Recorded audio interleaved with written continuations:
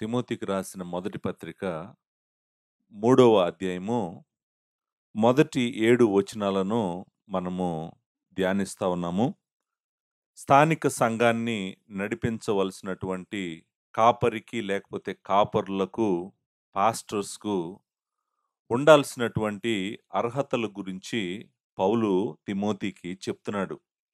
స్థానిక సంఘానికి ఎవరు నాయకత్వం వహించాలి, స్థానిక సంఘాన్ని ఎవరు నడిపించాలని మరి సేవకుడైనటువంటి, మరి కాపరి అయినటువంటి తిమోతికి అపోస్తలుడు బోధిస్తున్నటువంటి వచనాలు.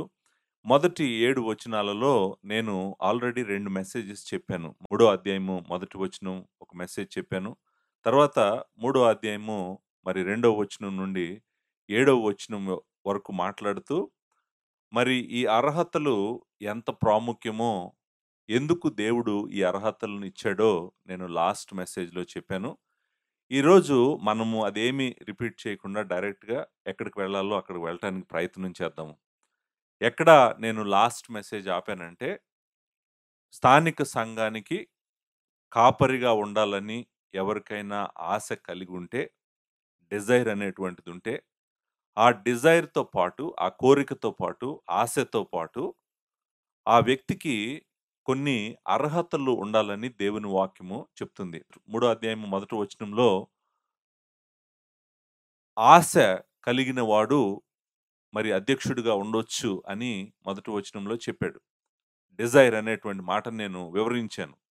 సంఘంలో ఉన్నటువంటి వాళ్ళలో నుండే, పురుషులలో నుండి దేవుడు ఎవరికైనా గూడా నేను మా సంఘానికి మరి కాపరిగా ఉంటాను, పెద్దగా ఉంటాను, లేకపోతే నాయకత్వం వహిస్తాను అనేటువంటి ఆశ ఎవరికైనా ఉంటే, వాళ్ళు చాలా మంచి పనిని, దొడ్డ పనిని అపేక్షించుచున్నారు అని మొదటి వచనంలో చెప్పాడు.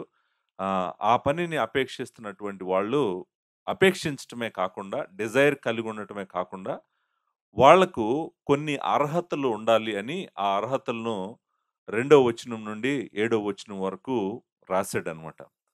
మీరు జనరల్‌గా ఆలోచించండి. స్థానిక సంఘాలలో ఎవరు కాపరులుగా ఉండాలి, ఎవరు పెద్దలుగా ఉండాలి అనేటువంటి నిర్ణయాలు దేని మీద ఆధారపడి తీసుకుంటారో మీరు జాగ్రత్తగా ఆలోచించండి. చాలా సార్లు మనం గమనించేదేంటంటే, ఎవరు కాపరిగా కాగలరంటే, లేకపోతే ఎవరు మరి పాస్టర్‌గా కాగలరంటే, ఎవరైతే ఆ సంఘాన్ని ఇప్పటివరకు నడిపించారో, వాళ్ళ బిడ్డలకు జనరల్‌గా కాపరులను చేస్తుంటారు. ఓ కుమారుడు కుమారుడు లేకపోతే కుమార్తె యొక్క భర్తనో, లేకపోతే వాళ్ళ కుటుంబాల్లో నుంచే ఎవరో ఒకళ్ళని ముందుకు తీసుకొచ్చి, పుల్పిట్‌ని వాళ్ళకిచ్చి, నాయకత్వం వాళ్ళ చేతుల్లో పెడతారు. అంతేగాని, అరే! దేవుని వాక్యం ఏం చెప్తుంది? ఒక వ్యక్తి కాపరి కావాలంటే, దేవుని వాక్యానుసారంగా తను కాపరి కావాలి గాని, నాకు జన్మించాడని, లేకపోతే మా కుటుంబానికి సంబంధించినటువంటి వ్యక్తి అని, నేను ఆ వ్యక్తిని కాపరిని చేయకూడదు గదా! అని కాపరులు ఆలోచించాలి. ఎందుకంటే, ఇది లేవీల యాజకత్వము కాదు. లేవీల యాజకత్వము దేవుని కుమారుడు సిలువలో మరణించినప్పుడే లేవీల యాజకత్వం అయిపోయింది. ఆ రోజుతో ఎండ్ అది. సో, ఇది లేవీల యాజకత్వం కాదు. తండ్రి తర్వాత కుమారుడు యాజకుడవుతాడు అని అంటానికి. కొత్త నిబంధనలో సంఘాన్ని, క్రీస్తు యొక్క శరీరాన్ని మరి నడిపించటానికి కొన్ని అర్హతలున్నవారు మాత్రమే కాపరులుగా కాగలరు అని ఆ అర్హతలను మనం ఇక్కడ చూస్తాము. ఈ అర్హతలు 15 ఉన్నాయని నేను లాస్ట్ వీక్ చెప్పాను. 15 అర్హతలు ఇక్కడున్నాయి. ఒకసారి నేను వాటిని మరలా చదువుతాను. చదివిన తర్వాత మనము ఏ అర్హతలను దేవుడు కోరుకుంటున్నాడో మీకు స్పష్టంగా అర్థమవుతుంది. నేను ఈ మాటలు మాట్లాడుతున్నప్పుడు నేను మన చర్చ్‌నే ఎక్కువ దృష్టిలో పెట్టుకొని మాట్లాడుతున్నాను. మిగిలిన సంఘాల సంగతి పక్కన పెడితే, ముందు మన సంఘంలో ఉన్న మనకి స్పష్టత ఉండాలి. తర్వాత సంఘంలో ఉన్నటువంటి విశ్వాసులకు స్పష్టత ఉండాలి. అలాగే సంఘాన్ని ఎవరు నడిపిస్తున్నారో వాళ్ళకు కూడా స్పష్టత ఉండాలి. ఎవరిని పడితే వాళ్ళను మనము నాయకులుగా అంగీకరించకూడదు. వాళ్ళ జీవితాన్ని చూడాలి. వాళ్ళ కుటుంబాన్ని చూడాలి. వాళ్ళ వ్యక్తిత్వాన్ని చూడాలి. వాళ్ళు నిజంగా దేవుని వాక్యానుసారంగా చెప్పినటువంటి అర్హతలన్నీ వాళ్ళకున్నాయో లేదో చూసిన తర్వాత మాత్రమే వాళ్ళను నిజంగా పరీక్షించాలని గూడా దేవుని వాక్యం చెప్తుంది. We have to test them. వాళ్ళెవరో మనకు తెలియకుండా ఎవరిని పడితే వాళ్ళని స్థానిక సంఘానికి కాపరులుగా, పాస్టర్స్‌గా చేయకూడదు. సో, కాబట్టి అందుకే దేవుడు అర్హతలు అనేటువంటి ఇక్కడ ఇచ్చాడనేటువంటిది లాస్ట్ వీక్ నేను చెప్పాను. సో, ఆ 15 అర్హతలేంటో నేను చదువుతాను. చదివిన తర్వాత మనము వాటిని చూడటానికి ప్రయత్నం చేద్దాం. నా రిక్వెస్ట్ ఏంటంటే, సంఘంగా మిమ్మల్ని అడుగుతుందేంటంటే, మీరు ఇదే స్టాండర్డ్‌తో మెజర్ చేయండి. నన్ను మెజర్ చేసినా, ఇంకొక వ్యక్తిని మెజర్ చేసినా, ఎవరిని మెజర్ చేసినా కూడా మీరు నేను గనక వ్యక్తిగతంగా నేను గాని, ఎవరైనా కూడా ఈ స్థానిక సంఘాన్ని నడిపిస్తున్నటువంటి వాళ్ళు, ఈ లక్షణాలలో గనక ఫెయిల్ అవుతుంటే, లేకపోతే క్లియర్‌గా మీకు ఎవిడెన్స్‌గా కనిపిస్తుందనుకోండి. ఇతనికి ఈ లక్షణాలు లేవు. ఇతను కాపరిగా ఉండటానికి అర్హుడు కాదు అని మీకు అనిపించినప్పుడు, స్థానిక సంఘంగా మీరు నిశ్శబ్దంగా ఉండకూడదు. నిశ్శబ్దంగా ఉండకుండా మీరు సంఘం యొక్క పరిశుద్ధతను, పవిత్రతను భద్రం చేయటం కోసం మీరు యాక్షన్ తీసుకోవాలి. సైలెంట్‌గా ఉండకూడదు. ఈరోజు నేను చెప్తున్నటువంటి మాటలు నాకు కూడా అప్లై అవుతాయి. మరి నేను వాక్యం కిందే ఉన్నాను గదా! దేవుని వాక్యం కిందే ఉన్నాను. సో, నేను గూడా నా జీవితం గూడా నేను ఈ వాక్యపు వెలుగులోనే చూసుకోవాలి. దయచేసి మీరు ఈరోజు మనం వేస్తున్నటువంటి పునాది ఈ రోజు కోసం కాదు. 50 సంవత్సరాలు అయిన తర్వాతైనా గూడా, 100 సంవత్సరాలు అయిన తర్వాత గూడా గ్రేస్ లైఫ్ చర్చ్‌లో ఎవరు కాపరిగా అవ్వాలనుకున్నా గూడా వారికి ఈ అర్హతలు క్వాలిఫై అయితేనే వాళ్ళు స్థానిక సంఘానికి కాపరులుగా అవుతారు. మన సంఘానికి కాపరులుగా అవుతారు. మాకు జన్మించాడనో, లేకపోతే ఈ సంఘం అంతా మేమేదో చాలా కష్టపడి, శ్రమపడి, చెమటోర్చి 40 సంవత్సరాలు, 30 సంవత్సరాలు మేము కట్టాం గాబట్టి, మేము కట్టినటువంటి ఈ సంపద అంతా గూడా మా పిల్లలే అనుభవించాలి అనేటువంటిదంతా గూడా దేవుని వాక్యానికి విరుద్ధమైనటువంటి ఆలోచన. చెడ్డ ఆలోచన. ఆ ఆలోచనలను దేవుడు దీవించడు. మనమెప్పుడు ఎలాంటి ఆలోచన కలిగుండాలంటే, నా ప్రభువు తన వాక్యంలో ఏం చెప్పాడు ఆయన? ఆయన వాక్యానుసారంగానే నేను నిర్ణయాలు తీసుకుంటాననేటువంటిది ఎప్పుడూ మన హృదయాల్లో ఉండాలి.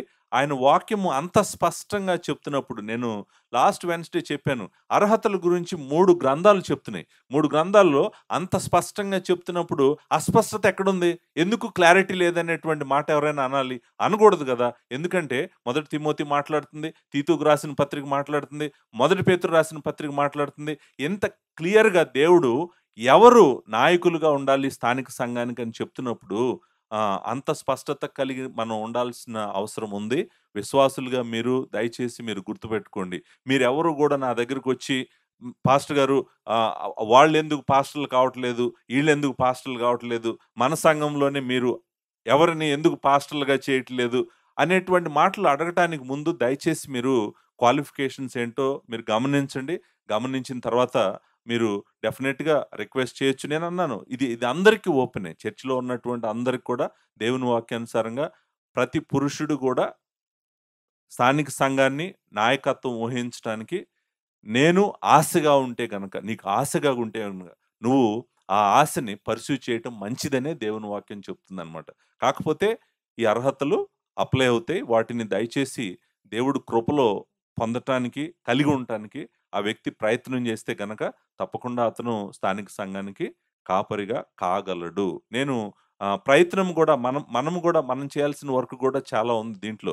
ఆశతో పాటు నాకు అలాంటి అర్హతలు కలిగి ఉండాలి అనేటువంటి ప్రార్థన, అలా కలిగి ఉండాలనేటువంటి ప్రయత్నం గూడా ప్రతి వ్యక్తి గూడా చేయాల్సినటువంటి అవసరము ఉందన్నమాట. ఎవరైతే కాపరులు కావాలనుకుంటున్నారో, పాస్టర్స్ కావాలనుకుంటున్నారు. సో, దీంతో మనము ఈ లక్షణాలు ఏంటో చూద్దాము. నేను చదువుతాను. చదివిన తర్వాత మనం ఒక్కొక్కటి చూడటానికి ప్రయత్నం చేద్దాం. రెండో వచనం. అధ్యక్షుడగు వాడు, అధ్యక్షుడు అనే మాటను నేను వర్ణించాను. అధ్యక్షుడు అనేటువంటిది పెద్దలు చేసేటువంటి ఒక పని, ఒక బాధ్యత. పెద్దలకు దేవుడు ఇచ్చినటువంటి ఒక బాధ్యత, అధ్యక్ష బాధ్యత. ఇంకొక బాధ్యత కాపరత్వము.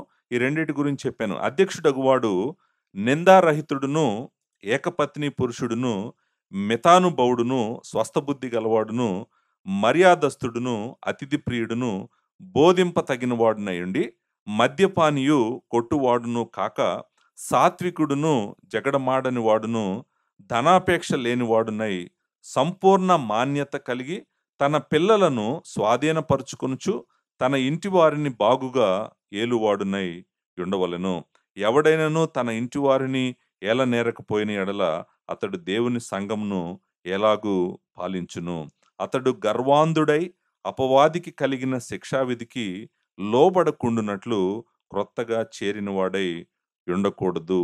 మరియు అతడు నింద పాలై అపవాది ఉరిలో పడిపోకుండునట్లు సంగమునకు వెలుపటి వారి చేత మంచి సాక్ష్యము పొందినవాడై ఉండవలెను. చాలా హై స్టాండర్డ్ దేవుని వాక్యము పెడుతుందండి. నిజానికి నేను అనుకుంటాను, ఏ కాపరిని అడిగినా కూడా ఈ స్టాండర్డ్ చూపించి, ఈ స్టాండర్డ్ మీట్ అవుతున్నారా మీరని అన్నామనుకోండి, మనకు భయమేస్తదనమాట. అంటే ఎంత హై స్టాండర్డ్ దేవుడు ఒక కాపరి దగ్గర నుంచి కోరుకుంటున్నాడు అనేటువంటిది ఇవి చదివితే నేను అనుకుంటాను మీకు అర్థమయ్యే ఉంటది. సో, ఇలాంటి జీవితము ఉన్న వ్యక్తిని దేవుడు మరి పరిశుద్ధులను నడిపించటానికి నాయకుడుగాను, మందకు మాదిరిగాను, ఆయన బిడ్డల్ని నిత్యత్వం వైపు, క్రీస్తు వైపు నడిపించేవాడుగాను ఉండాలంటే ఎలాంటి అర్హతలు అవసరమని పరిశుద్ధాత్ముడు చెప్తా ఉన్నాడు. సో, ఇక్కడ 15 ఉన్నాయని కూడా నేను చెప్పాను.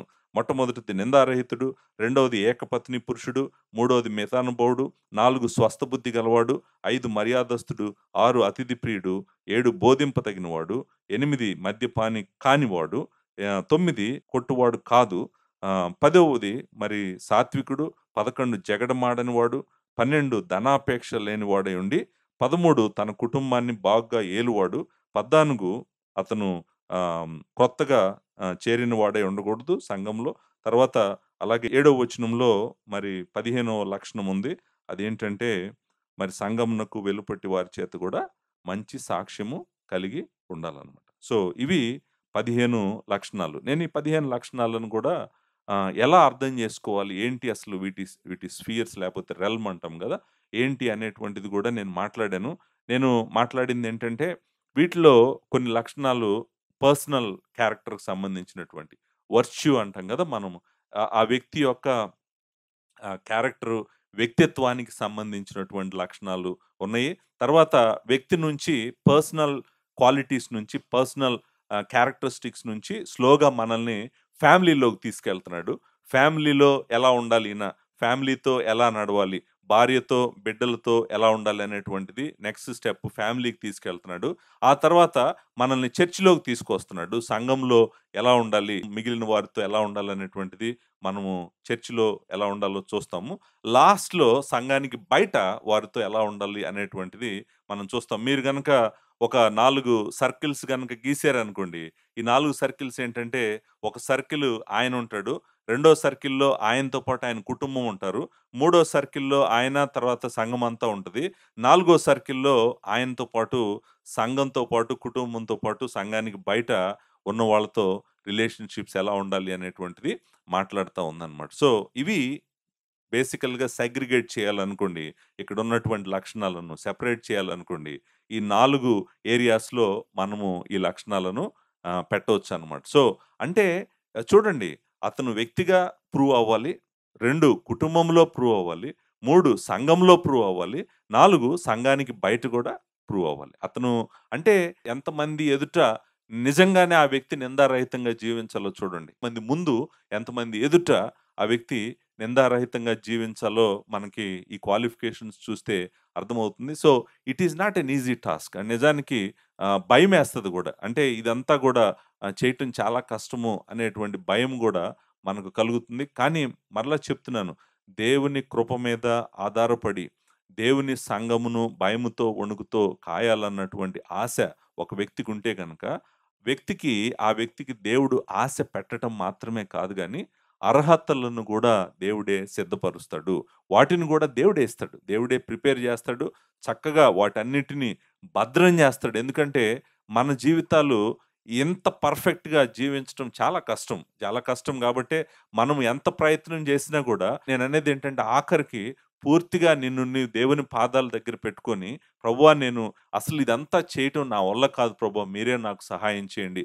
మీరే నన్ను భద్రం చేయండి. మీరే నన్ను సిద్ధం చేయండని ఎవరైతే దేవుని కృప మీద ఆధారపడతారో వాళ్ళని దేవుడు భద్రం చేస్తాడు. కుటుంబాన్ని నడిపించటం ఎంత కష్టమో మీ అందరికీ తెలుసు. అందులో పిల్లల్ని పెంచటం ఎంత కష్టమో మీ అందరికీ తెలుసు.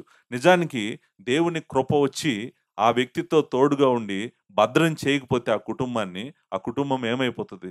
ఆ వ్యక్తి ఎంతో నేను చాలా తెలివి గలవాడిని, చాలా జ్ఞానం గలవాడినని కుటుంబాన్ని నడిపించాలని ప్రయత్నం చేస్తే ఏం జరుగుతదో కూడా మీ అందరికీ తెలుసు. అంటే every step of his life నేను అనుకుంటాను దేవుని కృప అతన్ని కాపాడితేనే గాని, ఆ వ్యక్తి ఇలాంటి లక్షణాలను తన జీవితంలో కలిగి ఉండలేడు. నేను అందుకే మరలా మరలా చెప్పేదేంటంటే, దేవుని కృప మీకు ఆశ ఇవ్వటం మాత్రమే కాదు గానీ, ఆ లక్షణాలను మీరు కలిగి ఉండటానికి కావాల్సిందంతా గూడా సిద్ధపరుస్తది. ఎవరు అధైర్యపడాల్సిన అవసరం లేదు. అరే! నేను ఎప్పటికీ కాపరిని కాలేనేమో అని అనుకోవాల్సిన అవసరం లేదు. నిజానికి మీ లైఫ్ యొక్క డైరెక్షన్ అంతా గూడా ఈ 15 మీట్ అవుతున్నట్టు గనక సంఘం గమనిస్తే సంఘమే చెప్తది. చూడండి, ఆయన యోగ్యుడు. అతన్ని మీరు సంఘానికి కాపరిగా చేయవచ్చు అని సంఘమే సాక్ష్యం ఇస్తది. ఎందుకంటే ఆయన జీవితాన్ని వాళ్ళు దగ్గర నుంచి చూస్తారు గాబట్టి. చూసినప్పుడు సంఘము సాక్ష్యం ఇస్తది. సంఘమందరూ జాయ్‌ఫుల్‌గా ఉంటారనమాట. ఆ వ్యక్తిని కాపరినిగా చేస్తున్నారు అంటే గనక everyone in the church will testify and they will be joyful. ఆ జాయ్ అనేటువంటిది వాళ్ళ హార్ట్‌లో ఉంటది. ఎందుకంటే ఆయన వాళ్ళ ముందు అలాంటి జీవితాన్ని జీవించాడు గాబట్టి. సో, వీటిని అంటే ఈ లక్షణాలను ఎలా అర్థం జేసుకోవాలి? నేను ఒక్కొక్కటి వివరించడానికి ప్రయత్నం జేస్తాను. నా టార్గెట్ ఏంటంటే 15 గూడా ఈరోజు కంప్లీట్ చేయాలి. మనము మూడో అధ్యాయం 8దో వచనంలోకి ఎళ్ళిపోవాలి. ఎళ్ళిపోవాలి కాబట్టి మనం 15 లక్షణాలను గూడా నేను వివరించటానికి ప్రయత్నం జేస్తాను. సో, ఎంత డెప్త్ ఎళ్ళగలనో నాకు తెలీదు గానీ, బట్ మనకి అర్థమవుతది. మీరు అర్థం జేసుకోగలిగినంత వరకు మాత్రం నేను చెప్పటానికి ప్రయత్నం జేస్తాను. సో, ద ఫస్ట్ లక్షణం, మొట్టమొదటి లక్షణం. అతను ఆయన నిందారహితుడు అయ్యుండాలి అనేటువంటి మాటని మనము చూస్తామనమాట. నిందారహితుడు అనే మాట. అంటే ఏ విధమైనటువంటి నింద లేకపోతే ఏ విధమైనటువంటి మచ్చ అతని జీవితం మీద ఉండకూడదు.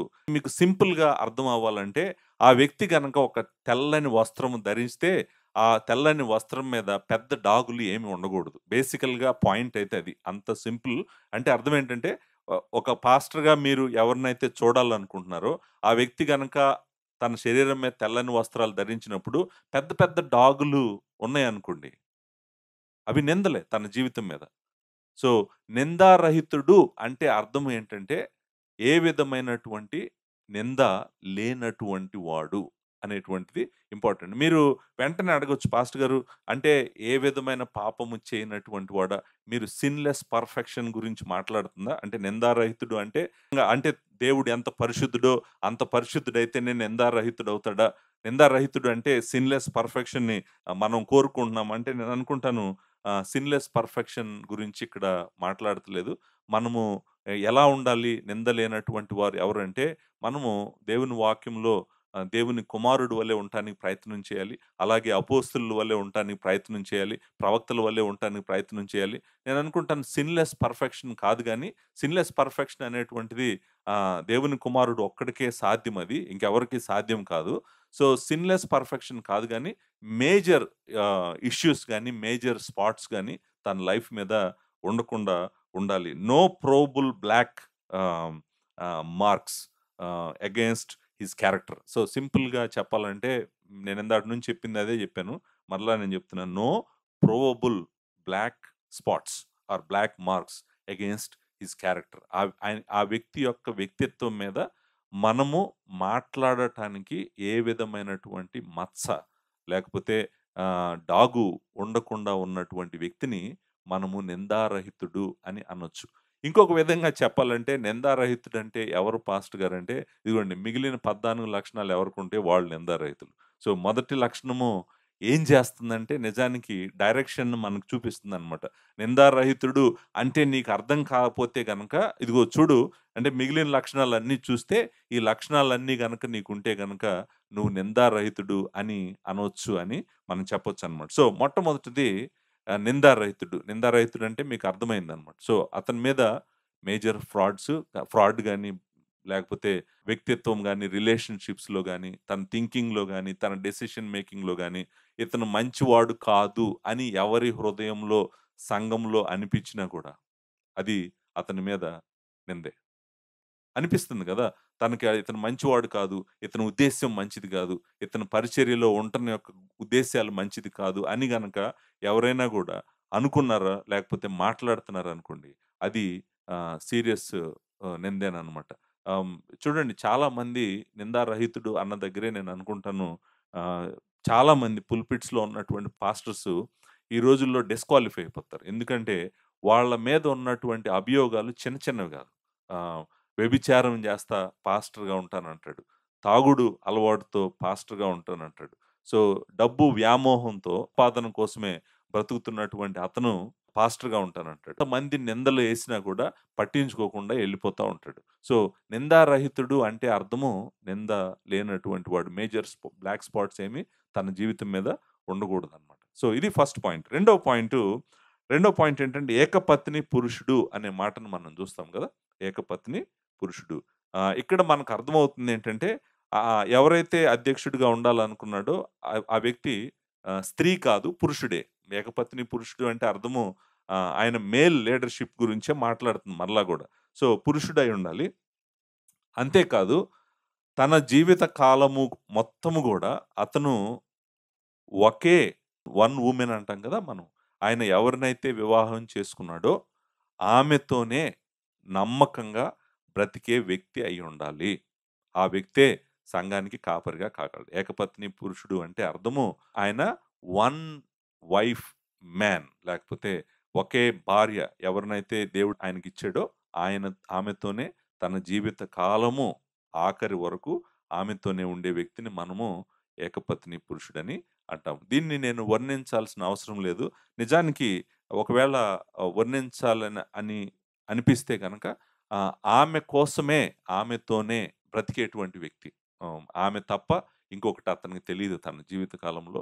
సో, తన జాయ్ అంతా ఆమె, తన లైఫ్ అంతా ఆమె.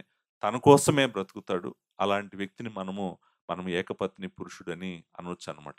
ఇక్కడ మేబీ 2 ప్రశ్నలు మనం అడగొచ్చు.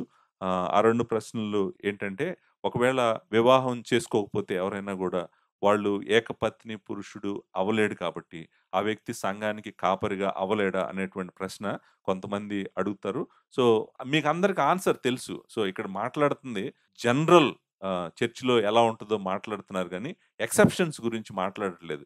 నేననుకుంటాను మన లార్డ్ జీసస్ క్రైస్ట్ యొక్క జీవితం జూసినా, పౌలు యొక్క జీవితం జూసినా గూడా, లేకపోతే సంఘ చరిత్రలో గూడా మనం చూస్తే, వివాహము కానటువంటి వాళ్ళు చాలామంది కాపరులైనటువంటి వాళ్ళున్నారు. సో, ఇక్కడ మాట్లాడుతున్న విషయం కాదు. వివాహం జేసుకోపోతే నువ్వెటు ఏకపత్ని పురుషుడు కాలేవు. అసలు వివాహం చేసుకుంటేనే వివాహం చేసుకోపోతే నువ్వు అవ్వలేవు గదా! అవ్వలేవు కాబట్టి అది నిన్ను డిస్‌క్వాలిఫై చేయదు. అంటే సంఘానికి లీడర్‌షిప్ ప్రొవైడ్ జేయటానికి వివాహం జేసుకోలేదు గాబట్టి, నువ్వు సంఘానికి కాపరిగా ఉండలేవు అని కొంతమంది అంటారు. నేను ఆ వ్యూతో అంగీకరించలేను.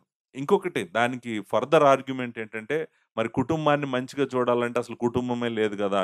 అనే ఆర్గ్యుమెంట్ కూడా తీసుకొస్తారు. నేను దాన్ని అంగీకరించను. ఎందుకంటే పౌలు జీవితాన్ని మనం చూస్తే గనక ఒకవేళ చాలామంది పౌలు వివాహం చేసుకున్నాడు అని అంటారు. బట్ నేననుకుంటాను వివాహం చేసుకోకుండా ఉంటూ పరిచర్య చేయటానికి ఎక్కువ సామర్థ్యము, ఎక్కువ సమయం ఉంటదని నేను నమ్ముతున్నాను. కాబట్టి ఇక్కడ వివాహం చేసుకుంటేనే కాపరి కాగలడు అని ఈ మాట చెప్తుంది అనేటువంటి దాంతో నేను అంగీకరించను. బట్ జనరల్‌గా వివాహం చేసుకుంటారు గాబట్టి ఆహ్, ప్రతి పురుషుడు గూడా సంఘంలో ఉన్నటువంటి వాళ్ళు వివాహం చేసుకుంటారు గాబట్టి, వివాహం చేసుకోకపోవటం అనేటువంటిది నార్మ్ గాదు, ఎక్సెప్షన్ గాబట్టి, సో, మనము ఇక్కడ అందుకనే దాని గురించి మాట్లాడట్లేదు పౌలు. దీన్ని మాట్లాడుతుందేంటంటే, ఎవరైతే వివాహం జేసుకుంటారో, వివాహం జేసుకున్నటువంటి వ్యక్తి తన జీవిత కాలము తన భార్యతోనే ఉండాలి అనేటువంటిది, ఒకే భార్యతో ఉండాలి అనేటువంటిది మనం ఇక్కడ చూస్తాం. ఇంకొక మాట కూడా నేను చెప్పొచ్చు. అదేంటంటే ఆహ్, ఆ ఆ భార్యను గూడా కాపరి ఎలా చూడాలంటే మనం ఎఫిషియన్స్ చాప్టర్ 5లో చూస్తాం గదా! ఆయన క్రీస్తు ఎలాగైతే తన సంఘం కోసము తనను తాను అర్పించుకున్నాడో, ఆ విధంగా తన భార్యను ప్రేమించాలి. భార్య యొక్క పరిశుద్ధతను ప్రేమించాలి. భార్య యొక్క సంరక్షణను జాగ్రత్తగా చూసుకోవాలి. భార్య మచ్చైనను ఆమె హోలీగా, గాడ్లీగా ఉండగలిగేటట్టు ఆమెని ప్రతి అవకాశము ఆమెకు కలిగిస్తూ దేవుని వాక్యంలో ఎదిగేటట్టు ఆమెను మంచిగా చూసుకోగలిగినటువంటి వాడై ఉండాలి. తనను ప్రేమించేవాడై ఉండాలి. ఆమె అవసరాలు తన అవసరాల కన్నా ముందు పెట్టుకొని, ఆమెను గౌరవిస్తూ ఉన్నటువంటి వ్యక్తి అయ్యుండాలి. సో, ఏకపత్ని పురుషుడు అనేటువంటి మాట చాలా ఇంపార్టెంట్ మాట. ఇంకొక విధంగా ఏంటంటే, ఇంకొక స్త్రీ వైపు చూడకూడదు.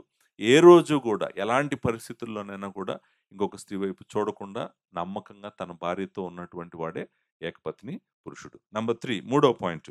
చూడండి అంటే అర్థం ఏంటంటే, మీకు సింపుల్‌గా చెప్పాలంటే, కాపరికి హ్యాపీ మ్యారేజ్ ఉండాలన్నమాట.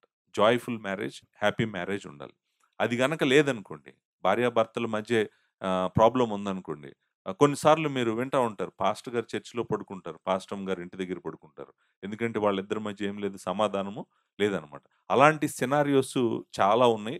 వాళ్ళిద్దరూ ఒకే ఇంట్లో ఉన్నప్పటికి కూడా ఒకరితో ఒకరు సంబంధం లేకుండా, ఒకరితో ఒకరు మాట్లాడుకోకుండా ఉన్నటువంటి కాపర్లు చాలామందున్నారు. నిజానికి దేవుని వాక్యం చెప్తుందేంటంటే, అలాంటి వాళ్ళు సంఘ కాపరులుగా ఉండటానికి ఫిట్ కాదు. వాళ్ళు క్వాలిఫై కాదు. వాళ్ళు డిస్‌క్వాలిఫైడ్ పీపులే. నేననుకుంటాను సంఘం ఎదుట నేను ఈ పాపం జేస్తున్నానని చెప్పి, ఆయన సంఘానికి కాపరిగా దిగిపోవటం మంచిది.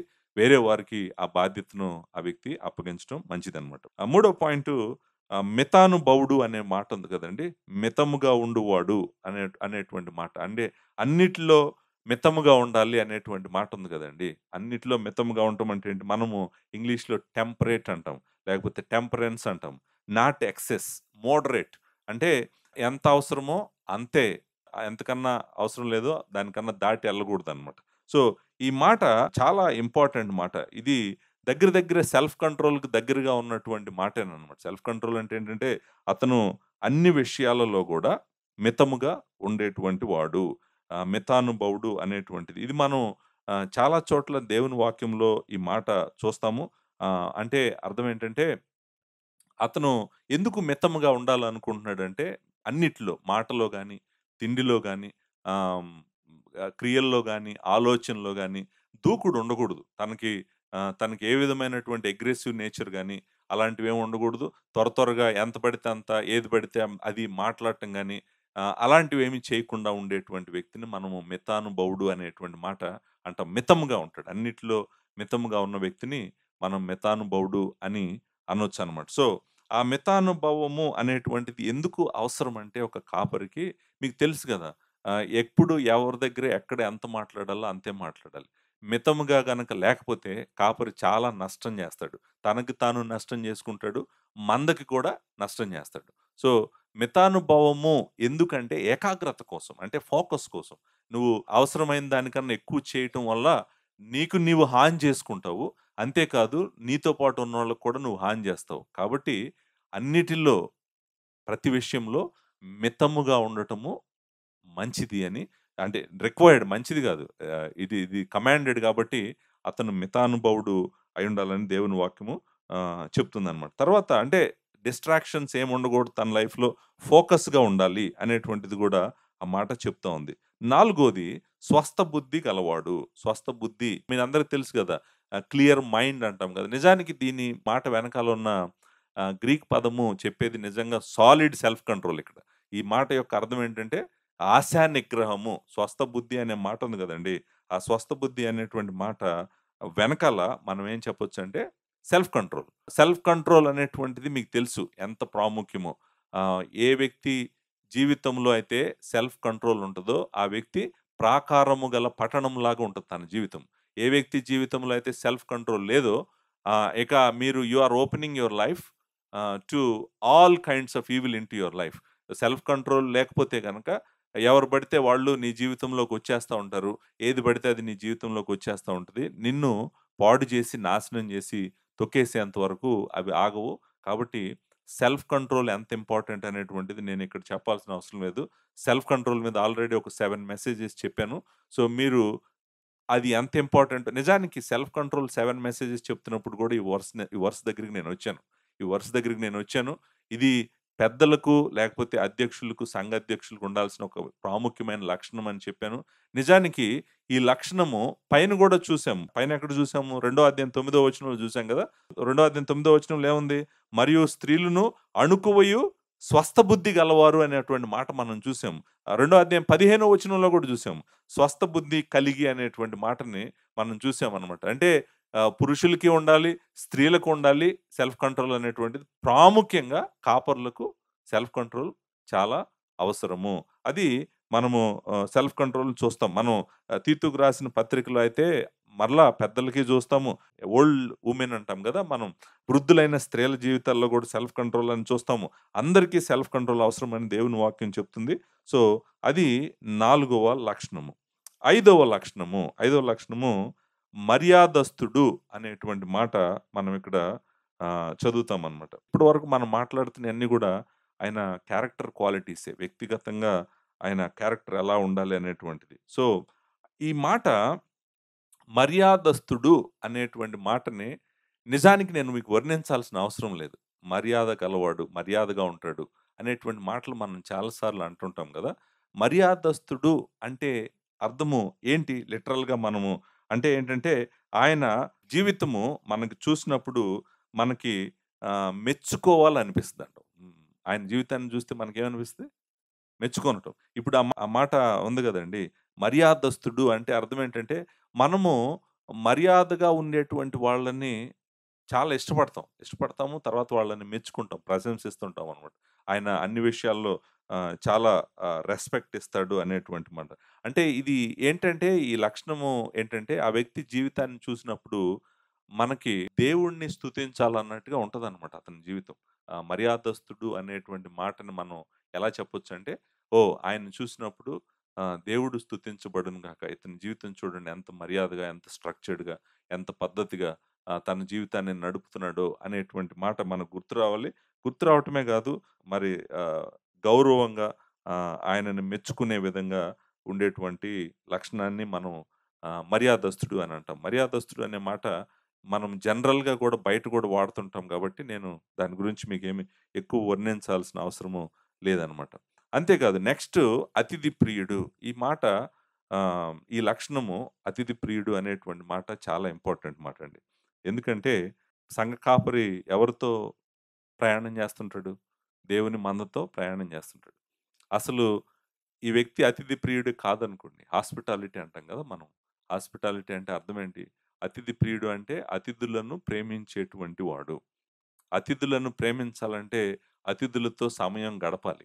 అతిథులను ప్రేమించాలంటే అతిథులతో సమయము గడపాలి. నిజానికి ఇది ఎంత ఇంపార్టెంట్ లక్షణం అంటే, మనము న్యూ టెస్టమెంట్‌లో హాస్పిటాలిటీ గురించి ఇది పెద్ద టాపిక్. మనస్సాక్షి 7 మెసేజ్‌లు చెప్పాను గదా! అలాంటి టాపిక్ ఇది. ఏంటి? హాస్పిటాలిటీ. క్రిస్టియన్ హాస్పిటాలిటీ అనేటువంటిది ఒక టాపికు. ఇది చాలా పెద్ద టాపిక్. దేవుని వాక్యంలో ఎటెళ్ళినా గూడా మనకు కనిపిస్తా ఉంటదనమాట. ఏ ఏ ఏమని కనిపిస్తా ఉంటదంటే, మనము అతిథులను మంచిగా చూడగలిగిన వారుగాను, అతిథులను మనము పిలవగలిగిన వారుగాను, వారితో సహవాసం చేయగలిగిన వాడు మంచి కాపరి అవుతాడు. ఆ కాపరికి ఉండాల్సినటువంటి వెరీ కీ లక్షణం ఇది. అంటే మిగిలినవి గూడా క్యారెక్టర్ బిల్డింగే. బట్ ఇది గూడా క్యారెక్టర్ బిల్డింగే. ఎందుకంటే మనుషుల్ని ప్రేమించలేని వాడు కాపరి ఎలా అవుతాడండి? అసలవుతాడా? అది పాసిబులేనా? మనుషులంటేనే ఇష్టం లేదనుకోండి. మనుషుల్ని కలవటం అంటేనే ఇష్టం లేదనుకోండి. అసలు కాపరి ఎలా అవ్వగలడు? Because he has to be a people man. People man అంటే అర్థం ఏంటి? మనుషులతోనే ఉండగలిగినటువంటి వాడు. చూడండి ఇది దేన్ని డిమాండ్ చేస్తుందంటే నిజానికి అతిథి ప్రియుడు ఎలా ఉండాలంటే వారి గృహాన్ని అతిథులకు ఓపెన్ చేయగలిగిన వాడుగా ఉండాలి. మేమిక్కడికొచ్చిన తర్వాత కూడా చాలా రోజులు మేము ఎవ్రీ 2 వీక్స్‌కి ఒక ఫ్యామిలీని మా ఇంటికి పిలిచేవాళ్ళం. మా ఇంటికి పిలిచి వాళ్ళతో సహవాసము చేసేటువంటి వాళ్ళము. సో అంటే అసలు మన ఇంటికి ఒక విశ్వాసిని పిలవాలి. ఆ విశ్వాసుల కుటుంబాలను మన ఇంటికి పిలవాలి. వాళ్ళతో కలిసి మనము సహవాసం చేయాలి. అతిథులుగా వాళ్ళని పిలవాలి. మనం వాళ్ళ ఇంటికెళ్ళటం కాదు. వాళ్ళనే మన ఇంటికి అతిథులుగా పిలవాలి. పిలిచి వాళ్ళకు భోజనం పెట్టి, వాళ్ళతో సహవాసం చేసి, వాళ్ళ కష్టాలేంటో, వాళ్ళ సంతోషమేంటో అర్థం చేసుకోగలిగిన వాడే అతిథి ప్రియుడు. సో, ఒకవేళ నేనంటాను ఇంటికి పిలవలేకపోయినా గూడా ఎక్కడో చోట వాళ్ళు కలిసి వాళ్ళతో సమయము స్పెండ్ చేయగలిగినటువంటి వ్యక్తి అతిథి ప్రియుడు అనేటువంటి మాటని మనం చూస్తాం. నేను వాక్యంలో చాలా చోట్ల ఉంది. అసలు ఎటువైపెళ్లి మీకు చూపించాలి అనేటువంటిది గూడా నాకు కష్టంగానే ఉంది. బట్ ఒక్క వచనం అన్నా చదువుతాను జస్ట్ ఫర్ క్లారిటీ కోసం. హెబ్రీయులకు రాసిన పత్రిక 13వ అధ్యాయము మనందరికీ తెలిసినటువంటి ఫేమస్ వచనాలివి. 13వ అధ్యాయము మొదటి వచనంలో ఈ మాటుంటది. సహోదర ప్రేమ నిలువరముగా ఉండనీయుడి. ఆతిథ్యము చేయ మరువకుడి. దాని వలన కొందరు ఎరుగకయే దేవదూతలకు ఆతిథ్యము చేసిరి అనేటువంటి మాట ఉంది గదా! ఆతిథ్యము అంటే అదే. అతిథిగా ఉండటము లేకపోతే అతిథి ప్రియుడు అంటే అర్థము అదేననమాట. ఏంటంటే ఒక చోట కాదు, ఒక ప్లేస్‌లో కాదు. మనము న్యూ టెస్ట్‌మెంట్‌లో తీతుకు రాసిన పత్రికలో గూడా క్వాలిఫికేషన్స్ ఆఫ్ ఎన్ ఎల్డర్‌లో అది అక్కడ గూడా అతిథి ప్రియుడు అనేటువంటి మాట, అతిథులను ప్రేమించగలిగిన వాడు అనేటువంటి మాటని మనము చూస్తామనమాట. రోమీయులకు రాసిన పత్రిక 12వ అధ్యాయము 13వ వచనంలో పరిశుద్ధుల అవసరములలో పాలు పొందుచు శ్రద్ధగా ఆతిథ్యము ఇచ్చుచుండుడి అని అంటాడనమాట. శ్రద్ధగా ఆతిథ్యము ఇచ్చుచుండుడి. సో, నేను ఏంటంటే మరలా చెప్తున్నాను కదా! ఇది చాలా పెద్ద టాపిక్. నేను దేవుని వాక్యంలో న్యూ టెస్టమెంట్‌లో ఇటు నుంచి అటు నుంచి ఎళ్తుంటే ఇది చాలా బిగ్ టాపిక్ ఆతిథ్యం ఇవ్వటం అనేటువంటిది. సో, ఇక్కడ విషయం అయితే మీకు అర్థమైంది. విషయం ఏంటి? విషయం ఏంటంటే పాస్టర్ గారు ఎవరై ఉండాలి? అతిథులను ప్రేమించేవాడై ఉండాలి. పాస్టర్ గారు ఒక్కడే కాదు, పాస్టర్ గారి కుటుంబం, భార్య, పిల్లలు గూడా వాళ్ళని ఇన్వైట్ చేయగలిగి, వాళ్ళతో టైమ్ స్పెండ్ చేయగలిగి, వాళ్ళని చక్కగా మంచిగా మాట్లాడి వాళ్ళతో వాళ్ళ కష్టాలు తెలుసుకొని, వాళ్ళ జీవితాలు ఎలా ఉన్నాయో పట్టించుకొని, వాళ్ళతో ప్రయాణం చేయాలంటే అతిథి ప్రియుడు అనేటువంటిది చాలా ఇంపార్టెంటు. సో, ఈ లక్షణము మీరు గుర్తుపెట్టుకోండి. సహవాసం చేయటానికి కూడా మనం సంఘస్థులతో ఎక్కువ ఇష్టపడాలి. ఏడో పాయింట్, సెవెంత్ పాయింటు ఏంటంటే బోధింప తగిన వాడై ఉండాలి. బోధింప తగిన వాడై ఉండాలి. అంటే మీ అందరికీ తెలుసు కదా! ఏబుల్ టు టీచ్ అంటాం మనం. ఏంటండి ఇది? Able to teach. అంటే వాక్యము చెప్పగలిగిన వాడై ఉండాలి. వాక్యము చెప్పగలిగిన వాడై. ఇది ఇంపార్టెంట్ క్వాలిఫికేషన్ అండి. ఎందుకంటే షెపర్డ్‌కి అంటే కాపరి ఫీడింగ్ అనేటువంటిది ఫీడింగ్, కరెక్టింగ్, కౌన్సెలింగ్ ఇవన్నీ గూడా వాక్యంతోనే చేస్తాడు కాపరి. కాపరి దేనితో ఫీడ్ చేస్తాడు షీప్‌కి? వాక్యంతోనే ఫీడ్ చేస్తాడు. అవి షీప్‌కి ఏమన్నా అయిందనుకోండి, కౌన్సెలింగ్ చేయాలనుకోండి దేనితో చేస్తాడు? దేవుని వాక్యంతోనే చేస్తాడు. షీపు మీదకి అబద్ధ బోధకులు లేకపోతే తోడేళ్ళు వస్తున్నాయనుకోండి, ఎలా వార్న్ చేస్తాడు? వాక్యంతోనే వార్న్ చేస్తాడు. సో, వాక్యము చెప్పగలిగిన వ్యక్తి మాత్రమే కాపరిగా ఉండగలడు. పాస్టర్‌గా ఉండగలడు. అదే నేను చెప్తున్నాను. ఏంటంటే, వాక్యము చెప్పగలిగిన వాడే ఉండాలి. చక్కగా వాక్యం చెప్పగలిగిన వాడే ఉండాలి. ఈయన వాక్యము చెప్తుంటే ఇంకొకటి గూడా మీరు గుర్తుపెట్టుకోండి. దేవుడు ఏర్పరుచుకొని, దేవుడు తనకు ఆశ ఇస్తే గనక, వాక్యం చెప్పగలిగినటువంటి కృప గూడా దేవుడే ఆ వ్యక్తికిస్తాడు. వాక్యం చెప్పగలిగిన కృప గూడా దేవుడే ఆ వ్యక్తికి ఇస్తాడు.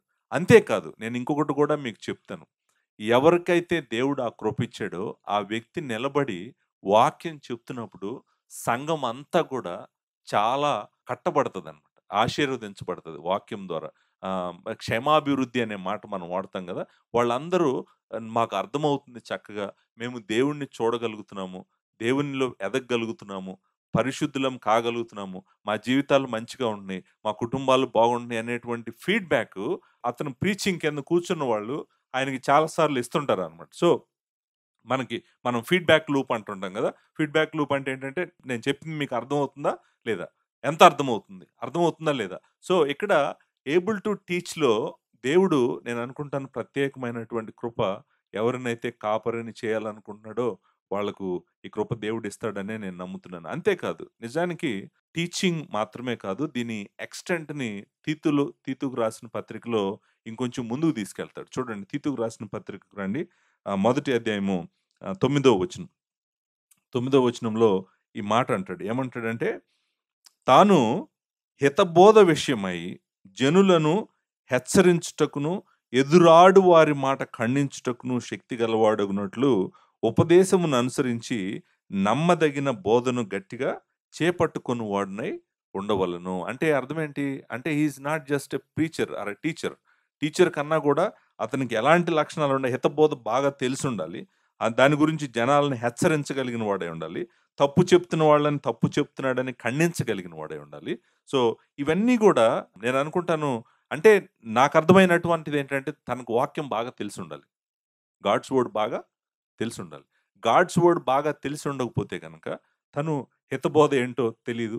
అబద్ధ బోధ ఏంటో తెలీదు. ఎవరిని వార్న్ చేయాలో తెలీదు. సో, ఎవరిని ఎలా కౌన్సిల్ చేయాలో తెలీదు. ఏం తెలియకుండా ఎలా చేస్తాడు? వాక్యం తెలిసినటువంటి వ్యక్తి అయి ఉండాలి.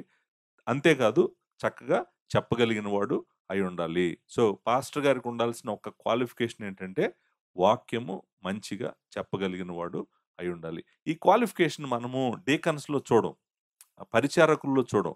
పరిచారకులు నేను చెప్పాను గదా! పరిచారకులు లేకపోతే పరిచారకురాలు అనే మాట కూడా మనం దేవుని వాక్యంలో చూస్తాం. పరిచారకులుగా డీకన్స్ అండ్ డీకనెసెస్ అంటాం గదా! డీకనెస్. సో, వీళ్ళకి ఈ రిక్వైర్‌మెంట్ లేదు. అంటే వాక్యం చెప్పగలిగిన వారు అయ్యుండాలని దేవుని వాక్యం చెప్పట్లేదనమాట. ఈ రిక్వైర్మెంట్ ఓన్లీ ఎల్డర్స్‌కే. ఎల్డర్స్ అంటే పెద్దలుగా ఉంటూ అధ్యక్షులుగాను, కాపరులుగాను పనిచేస్తున్నటువంటి వాళ్ళకే ఈ రిక్వైర్మెంట్. రిక్వైర్మెంట్ ఏంటంటే వాళ్ళు దేవుని వాక్యము చెప్పగలిగిన వారు అయ్యుండాలి. మనము ఎక్కడున్నాం? నంబర్ 7 అయిపోయిందా? 7 అయిపోయింది గదా! మద్యపానము చేయనటువంటి వాడు. మనము హి ఈస్ నాట్ ఎ డ్రంకర్డ్ అంటాం గదా! మనం. హి ఈస్ నాట్ ఎ డ్రంకర్డ్ అంటే ఆహ్, తాగకుండా ఉండేటువంటి వ్యక్తి. మద్యపాని కాక అనేటువంటి మాట. మద్యపానియు కొట్టువాడును కాక అని ఉంది గదా! ఆ కాక అనేటువంటిది ఒక కాక దీనికి కూడా పెట్టారనుకోండి మీరు. మద్యపాని కాక, కొట్టువాడును కాక అన్నారనుకోండి మీకు అర్థమవుతదనమాట. Not a drunkard. కాక అంటే అర్థం ఏంటంటే not. So, not a drunkard. Drunkard అనేటువంటి మాట నేను మీకు అస్సలు వివరించాల్సిన అవసరమే లేదు. పాస్టర్ గారు తాగేటువంటి వాడై ఉండకూడదు. నేనంటుంది మద్యపాని కాక అంటే మీకందరికి తెలుసు కాబట్టి, ఆల్కహాల్ గాని, లేకపోతే తన తన బాడీని నమ్ జేసేవి ఏవైనా గూడా, తన మైండ్‌ని, బాడీని పాడు జేస్తూ నమ్ జేసేటువంటి ఏయైనా గూడా, అలాంటివి తను తీసుకునేటువంటి వ్యక్తి అయి ఉండకూడదు. నేననుకుంటాను ఇక్కడ ఈ క్వాలిఫికేషన్ మీరు అప్లై జేసినా గూడా చాలా మంది పుల్పిట్స్ ఖాళీ అవుతాయి. ఎందుకు ఖాళీ అవుతాయంటే, వాళ్ళ జీవితాల్లో వాళ్ళు తాగుబోతులుగానే ఉన్నారు. తాగుబోతులుగా ఉంటూ దేవుని వాక్యము చెప్తానికి పుల్పిట్‌లోకొస్తున్నారు. అంటే ఎంత ధైర్యమో చూడండి వాళ్ళకి. వాళ్ళు తాగుతూ సంఘాన్ని నడిపిస్తానికి ముందుకొచ్చి పుల్పిట్స్‌లో ఉన్నప్పుడు, ఆ సంఘంలో ఉన్న సంఘస్థులు ఎలా ఉంటారు? ఎంత దారుణంగా ఉంటారో చూడండి. సో, ఇది నేననుకుంటాను అతను తాగేటువంటి వ్యక్తి అతని సోలు, మైండ్ మొత్తం కరప్ట్ అయిపోతది. అతనసలు ఏం ఆలోచిస్తాడో గూడా అతనికి తెలీదు. ఇది చాలా వెరీ ఇంపార్టెంట్ క్వాలిఫికేషన్. చాలామంది అంటే దేవుని వాక్యము తాగటాన్ని రెస్ట్రిక్ట్ చేయట్లేదు. లేకపోతే మోడరేట్ డ్రింకింగ్ ఓకే అనేటువంటి మాటలు మాట్లాడుతున్నారు. ఏది పడితే అది మాట్లాడకండి. మాట్లాడొద్దు. ఎందుకంటే నిజానికి హైయెస్ట్ స్టాండర్డ్ సంఘం నడిపించేటువంటి కాపరికే దేవుడిచ్చాడు. ఆయనను జూసే మనం వెళ్ళాలి. మన జీవితాలు గూడా ఆయనలాగా ఉండాలి. మనం మందకి మాదిరి ఆయన. ఆయన జీవితంలో ఇలాంటివి ఉండకూడదు అని దేవుని వాక్యం చెప్తుంటే సో, సంఘస్థులందరూ గూడా ఎవరిని జూస్తారు? ఆయన్నే జూస్తారు. ఆయన్ని జూసే నడుస్తారు. సో, కాబట్టి తాగేటువంటి అలవాటున్నటువంటి వ్యక్తి కాపరిగా ఎప్పటికీ కాలేడు. నెక్స్ట్ తొమ్మిదవ లక్షణం. తొమ్మిదవ లక్షణము తను మద్యపాని మాత్రమే గాదు, కొట్టువాడును కాక అని ఉంది గదండీ! మనము తెలుగులో కొట్టువాడు అంటే అర్థమేంటి? కొట్టువాడు అంటే జగడాలమారి. మనం కలహప్రియుడు, లేపోతే తంటాలు పెట్టువాడు ఇలాంటి మాటలన్నీ మనం మాట్లాడుతా ఉంటాము. అంటే అర్థమేంటంటే ఆవేశపూర్ణుడు, దౌర్జన్యం జేసేటువంటి వాడు, లేకపోతే హింస మనం ఇంగ్లీష్‌లో బుల్లీ అంటాం గదా! బుల్లీయింగ్ యాటిట్యూడ్ అంటుంటాం గదా! బుల్లీ లేకపోతే పుగ్నాషియస్ పర్సన్ అని అంటుంటాం మనం. అంటే అర్థం ఏంటంటే గొడవలు పెట్టుకునేటువంటి వాడు. గొడవలు పెట్టుకునేటువంటి వాళ్ళు వేరే వాళ్ళ మీదకి తొందరపడి దూకుతూ ఎళ్తాడు చూడండి. అలాంటి వ్యక్తిని మనము ఏమంటామంటే కొట్టువాడు అనేటువంటి మాట. ద వన్ హూ స్ట్రైక్స్ కొట్టడానికి ముందుకెళ్తుంటాడు గదండీ! ముందుకు వెళ్లి వేరే వాళ్ళ మీదకెళ్తుంటాడు గదా! అది అలాంటి వాడనమాట. అలాంటి వాడు కాక అని ఉంది కదా! కాక అంటే అర్థం ఏంటంటే అతను అలాంటి వ్యక్తి అయి ఉండకూడదు. హి is not a violent man. Violent nature అనేటువంటిది అతని జీవితానికి అస్సలు పనికిరాదు. హింసాత్మక దౌర్జన్యము, గొడవలు చూడండి మీరు కొంతమంది పాస్టర్స్‌ని ఇప్పుడు చూస్తున్నారనుకోండి. వాళ్ళు ఏ గొడవైనా పెట్టుకుంటారు. ఎంత గొడవైనా పెట్టుకుంటారు. ఎవరితోనైనా పెట్టుకుంటారు. వాళ్ళకసలు భయమే లేదు. అరే! నేను నేనలా ఉండకూడదు. దేవుడు నా జీవితం నుంచి అది కోరుకోవట్లేదని ఆలోచించట్లేదు. ఆలోచించకుండానే ఎళ్ళిపోతున్నారు. అలాంటి యాటిట్యూడ్ ఉన్నటువంటి వ్యక్తి, అలాంటి టెంపర్ ఉన్నటువంటి వ్యక్తి వేరే వాళ్ళ మీదకెళ్ళిపోయేటువంటి వ్యక్తి కాపరిగా పనికిరాడు. సో, పనికిరాడనే దేవుని వాక్యము చెప్తుంది. దానికి అపోజిట్ చూడండి. ఇప్పుడు మనం దానికి అపోజిట్ చూస్తుంటాం. అంటే కాకా కాకా అని చెప్పి ఇప్పుడు ఎలా ఉండాలి మరి అలా ఉండకపోతే? అంటే ఇక్కడ చెప్తున్నాడు. సాత్వికుడును, జగడమాడని వాడును. సాత్వికుడును, జగడమాడ ఇవి ఈ 2 లక్షణాలు నేను మాట్లాడుతున్న 10, 11 10, 11. 10, 11 సాత్వికుడు అంటే మీ అందరికి తెలుసు కదా! సాత్వికుడు ఎవరంటే లార్డ్ జీసస్ క్రైస్ట్ లాంటి వాడు సాత్వికుడు. నేను సాత్వికుడును, దీన మనస్సు గలవాడును అంటాడు ప్రభు. సో, సాత్వికత్వము మీరెవరన్నా నేర్చుకోవాలనుకుంటే మనము చూడాల్సింది లార్డ్ జీసస్ క్రైస్ట్‌నే. ఆయనలాగా ఉన్నటువంటి వాడు సాత్వికుడు. జెంటిల్ అంటుంటాం కదా! జెంటిల్ ఫైట్ చేయడు ఎవరితో. అనవసరంగా గొడవలు పెట్టుకోవటం గాని, అలాంటిదేమీ ఉండదనమాట. సో, ఎవరినైనా తప్పు చేస్తున్న వాళ్ళని చెప్పాలన్నా గూడా చాలా జెంటిల్‌గానే, ప్రేమగానే చెప్తాడనమాట. సో, అంటే ఆఫ్‌కోర్స్ మాథ్యూ 18 చర్చ్ డిసిప్లిన్ చేస్తున్నప్పుడు గురించి కాదు నేనంటుంది. జనరల్‌గా తప్పిపోతున్నటువంటి గొర్రెను గాని, కౌన్సెలింగ్ చేస్తున్నప్పుడు గాని, అతని జెంటిల్‌నెస్ మనకి కనిపిస్తా ఉంటదనమాట. ఆ జెంటిల్ యాటిట్యూడ్ అనేటువంటిది అతని జీవితంలో మనం చూస్తాం. ఒక సాత్వికుడుగానే మనం అతన్ని చూస్తాము. తీతుకు రాసిన పత్రికలో కూడా తీతుకు చెప్తాడు ఈ మాట. సాత్వికుడై ఉండాలి అతను. సాత్వికుడు కాకపోతే అతను కాపరిగా ఉండలేడు అనేటువంటిది. మనము అంతేకాదు మనం నెక్స్ట్ వచనం జగడమాడని వాడు. జగడమాడని వాడంటే క్వారల్సమ్ అంటాం గదా! మనం గొడవలు పెట్టుకోవడం. జగడమాడని వాడు అంటే ఎవరితో గూడా గొడవలు పెట్టుకోను. సో, గొడవలు పెట్టుకునేవాడు కాపరి అవుతాడండి అసలు? అంతా రిలేషన్‌షిప్సే గదా చర్చ్‌లో. చర్చ్‌లో each person and each family. So many families, so many people in the church and if he is a quarrelsome person జగడమాడేవాడనుకోండి, గొడవలు పెట్టుకునేవాడనుకోండి, తంటాలు మారి లాంటి వ్యక్తి అనుకోండి. అతను ఫిట్ అవుతాడా పుల్పిట్‌కి? అతను ఫిట్ కాడు. ఫిట్ కాడు కాబట్టే దేవుని వాక్యం ప్రొహిబిట్ చేస్తుంది అతను. అతను జగడమాడని వాడుగా ఉండాలని చెప్తుందనమాట. నెక్స్ట్ 12వ లక్షణము ధనాపేక్ష లేనటువంటి వాడు. ధనాపేక్ష లేనటువంటి వాడు. ఇక్కడ ఒక మాట నేను చెప్పి ముందుకెళ్తా. ధనాపేక్ష గురించి గూడా నేను మీకు వర్ణించాల్సిన అవసరం లేదు. మీ అందరికీ తెలుసు ధనాపేక్ష అంటే ఏంటి. ఏంటంటే మినిస్ట్రీలో ఎందుకున్నాడంటే డబ్బుల కోసం ఉన్నాడు. అలాంటి వాడు ధనాపేక్ష కలిగినటువంటి వాడు. సేవ ఎందుకు చేస్తున్నాడంటే డబ్బుల కోసం. సేవ ఎందుకు చేస్తున్నాడంటే ఇంకా ఎక్కువ డబ్బుల కోసం. అలాంటి వ్యక్తిని మనము ధనాపేక్ష కలిగినటువంటి వాడు. అలాంటి వ్యక్తి సంఘాన్ని వాడుకుంటాడు, మనుషుల్ని వాడుకుంటాడు, అందరిని వాడుకొని తను మాత్రం రిచ్ అవుతుంటాడు. తను రిచ్ అవుతా ఉంటాడు. మిగిలిన వాళ్ళని విడిచిపెడతా ఉంటాడు. అతనికి ధనాపేక్ష కలిగినటువంటి వాడు. మీకు తెలుసు గదా! చాలామంది కాపరులు, చాలామంది బోధకులు సంఘ చరిత్రలో పాడైపోవటానికి, నాశనమైపోవటానికి కారణము ధనాపేక్షే. ధనాపేక్ష కాపరిని కిందకి లాగి పడేసి సర్వనాశనం జేస్తది. అసలు చాలా జాగ్రత్తగా ఉండాలి ఈ విషయంలో. ఈ లక్షణము మోస్ట్ ఇంపార్టెంట్ క్యారెక్టర్ అన్నమాట. ఆయనకున్న క్వాలిటీస్‌లో చాలా ఇంపార్టెంట్ క్వాలిటీ. మనం తర్వాత తిమోతితో మాట్లాడతాడు పౌలు 6 అధ్యాయంలో. 6 అధ్యాయంలో ఈ విషయము చాలా క్లియర్‌గా మాట్లాడతాడన్నమాట. 6 అధ్యాయము 7 వచనంలో మనం ఈ లోకంలోనికి ఏమియో తేలేదు. దీనిలో నుండి ఏమియో తీసుకొని పోలేము. 6 అధ్యాయం 7 వచనం. కాగా అన్నవస్త్రములు గలవారమై ఉండి వాటితో తృప్తి పొందెదము. ధనవంతులగుటకు అపేక్షించువారు శోధనలోను, ఉరిలోను, అవివేకయుక్తములు, హానికరములైన అనేక దురాశల్లోనూ పడుదురు. అట్టివి మనుష్యులను నష్టంలోను, నాశనంలోను ముంచివేయును. ఎందుకనగా ధనాపేక్ష సమస్తమైన కీడునకు మూలము. కొందరు దానిని ఆశించి విశ్వాసం నుండి తొలగిపోయి నానా బాధలతో తమ్మును తామే పొడుచుకొనిరి. ఆ! రీసెంట్ టైమ్స్‌లో గూడా మీరు అమెరికాలో పెద్ద పెద్ద బోధకులు, ఫేమస్ బోధకులు, సౌత్ కొరియాలో పెద్ద పెద్ద బోధకులు, ప్రపంచంలో ఉన్న సంఘాలను ముందుండి నడిపించామని చెప్పేటువంటి వాళ్ళు గూడా పడిపోయారు. ఈ మధ్య కాలంలో జరిగింది. డబ్బు దగ్గరే పడిపోయారు. డబ్బు ఆశ ఉంటే గనక, ఆ రోజు నువ్వు పాస్టర్‌గా రిజైన్ జేసి ఎళ్ళిపోవటం మంచిది. If you are after money, you just resign. Go and work. లోకంలోకెళ్ళి ఉద్యోగం జేసుకో, బిజినెస్ చేసుకో, డబ్బులు సంపాదించుకో. But this is not the place. నీకు ఆ డిజైర్ ఉంటే గనక ఇక్కడ మాత్రం నువ్వు ఉండటానికి వీల్లేదు. You are not here for money అనేటువంటిది స్పష్టంగా లాస్ట్ వరకు కాపరి తన జీవితంలో భద్రం చేసుకోకపోతే గనక తను కట్టిందంతా తన కళ్ళ ముందే నాశనం అయిపోతుంది. రీసెంట్ టైమ్స్‌లో గూడా మనం జూసాం. Very few years back. Money ఒక వ్యక్తిని అపాలజిస్ట్ అనేటువంటి వ్యక్తిని ఎలా పాడు చేసిందో, ఎలా తన జీవితాన్ని నాశనం చేసిందో మీరు జూసారు. సౌత్ కొరియాలో ప్రపంచంలోనే పెద్ద సంఘం మా అంత పెద్ద సంఘం లేదన్నారు. మనీ ఎంబెజిల్‌మెంట్ కేస్‌లో ఆహ్, కన్విక్ట్ అయ్యారు.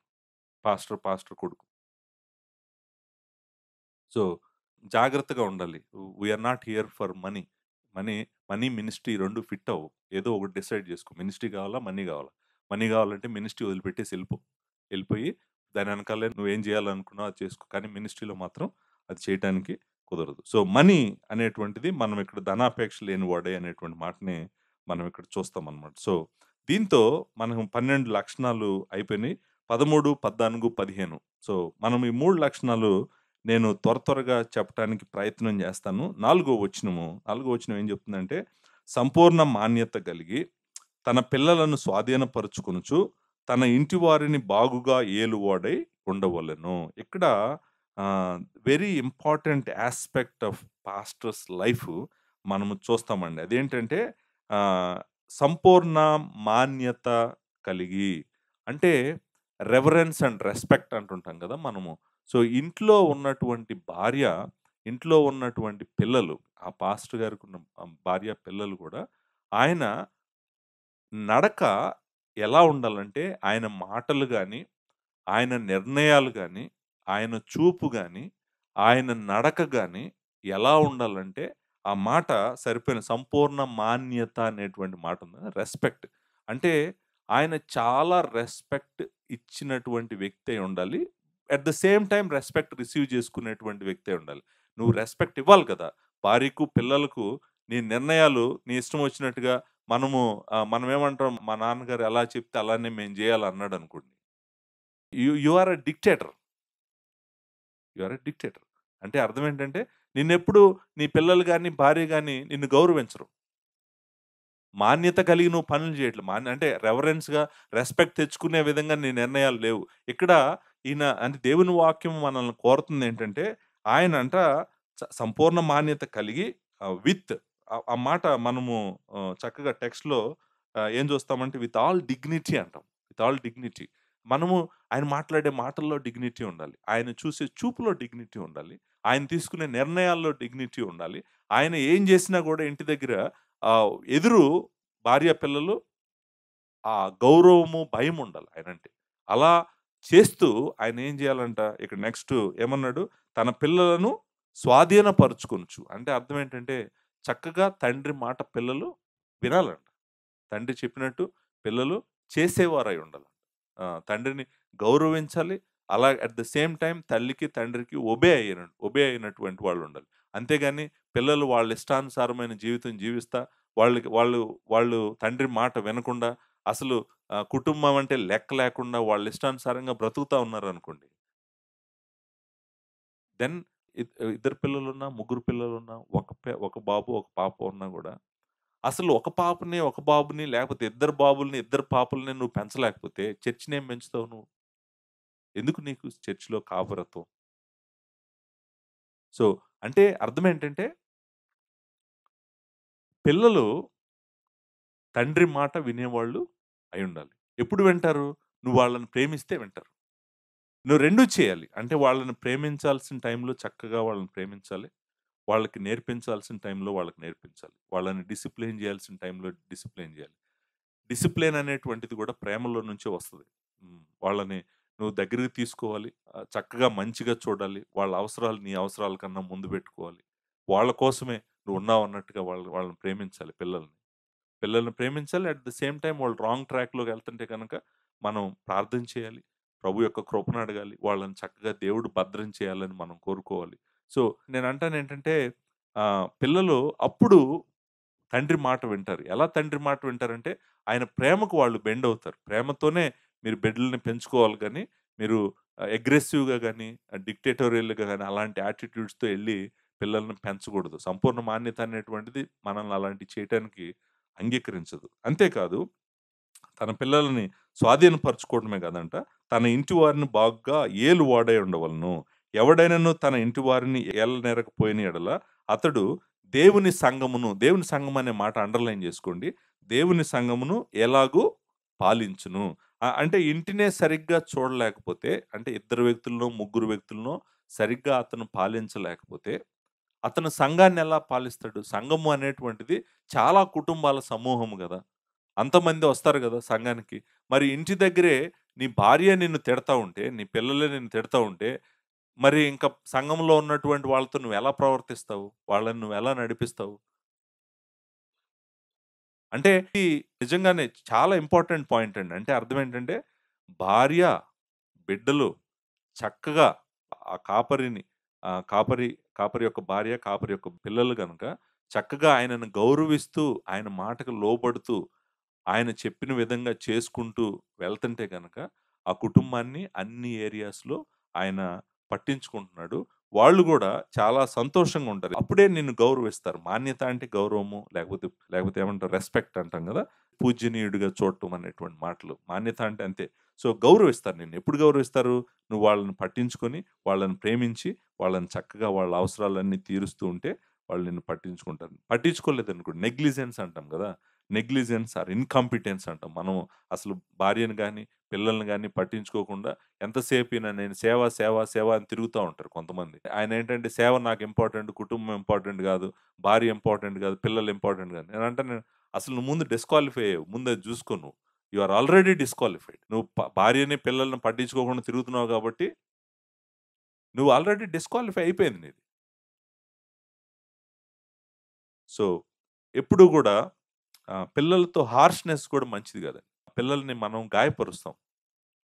వాళ్ళలో ఒక బిటర్ ఫీలింగ్ వాళ్ళ హార్ట్‌లో మనం పుట్టిస్తాం. పుట్టించకూడదు.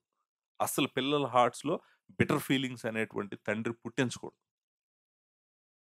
నన్ను నా తండ్రి ప్రేమించట్లేదు. నన్ను నా తండ్రి పట్టించుకోవట్లేదు. నా తండ్రికి నేను ప్రయారిటీ కాదు. అనే మాటలు వాళ్ళు ఏ రోజు వాళ్ళ హార్ట్‌లో రాగూడదు. రాకుండా వాళ్ళని అంత ప్రేమించాలి. అంత ప్రేమించాలి. వాళ్ళకసలు ఎలా ఉండాలంటే నా తండ్రి బ్రతుకుతుందే నా తల్లి కోసం, మా కోసం అన్న ఫీలింగ్ వాళ్ళ హార్ట్‌లో ఉండాల. నా తండ్రి ఎందుకు బతుకుతున్నాడంటే, నా తల్లి కోసం, మా కోసం. మా కుటుంబం అంటే మా నాన్నకి చాలా ఇష్టం. అనేటువంటి సాక్ష్యము బెడ్‌లో చెప్పాలి, భార్య చెప్పాలి.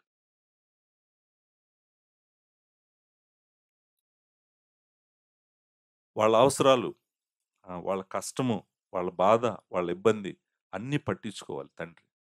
పిల్లలతో కూర్చొని, కలిసి మాట్లాడటం, కలిసి ప్రార్థన చేయటం, వాళ్ళకు దేవుని వాక్యపు వెలుగులో వాళ్ళని నడిపించాలని ప్రయత్నం చేయటం. ఇవన్నీ గూడా ఒక మంచి కుటుంబాన్ని నడిపించటం. వాళ్ళ అవసరాలు కష్టపడి సంపాదించాలి కాపరి. కష్టపడి సంపాదించి వాళ్ళ నీడ్స్ అన్నీ మీట్ అవుతున్నాయో లేదో చూసుకోవాలి. వాళ్ళు ఎక్కడున్నారో చూసుకోవాలి. ఇవన్నీ చేస్తేనే నువ్వు వాళ్ళని చక్కగా పరిపాలన చేస్తున్నావు, పాలిస్తున్నావు. నీ కుటుంబాన్ని పాలించడం అనేటువంటిది ప్రీ రిక్విజిట్ గుర్తుపెట్టుకోండి. It is a prerequisite. It qualifies you to become a pastor. Not vice versa.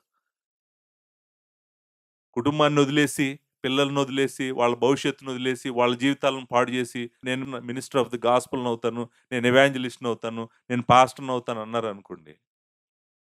You are just turning God's word upside down అన్నమాట. That's not correct. So, ah, అది మంచిది గాదు. సో, అంటే ఒక small unit. Family is a small unit. Church is a big unit. Church is big in size, scope, extent. Family is very small. నువ్వు అక్కడే fail అయ్యావనుకో, మరి సంఘాన్ని ఎలా నడిపిస్తావు నువ్వు? సంఘాన్ని నడిపించలేవు గదా! అందుకే ఈ క్వాలిఫికేషన్ అనేటువంటిది చాలా ఇంపార్టెంట్. సో, ఆయన పర్సనల్ క్యారెక్టర్ చాలా ఇంపార్టెంట్. అంతేకాదు ఆయన ఫ్యామిలీ గూడా చాలా important. Number 3 I mean next 13 అయిపోయింది గదా! 14వ లక్షణంకొద్దాం. 14వ లక్షణము అంతే కాదంట. 6 వచనంలో ఏమని చెప్తుందో చూడండి. అతడు గర్వాంధుడై అపవాదికి కలిగిన శిక్షావిధికి లోబడుకున్నట్లు క్రొత్తగా చేరిన వాడై ఉండకూడదు.